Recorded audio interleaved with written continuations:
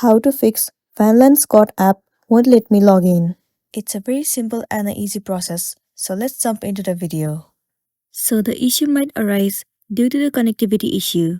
In that case, what you want to do is, you have to check whether your internet connection is stable or not. So make sure that you are connected to the stable Wi-Fi.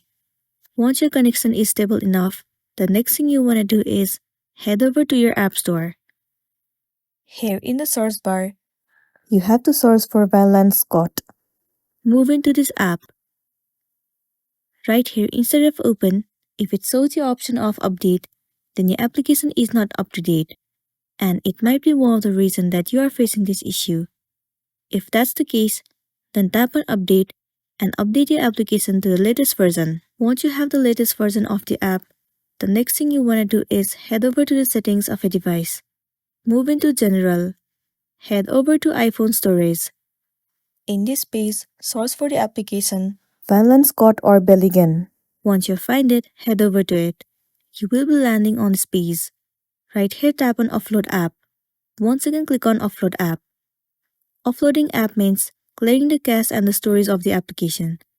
It will remove all of the unwanted bugs and make your application run smoothly.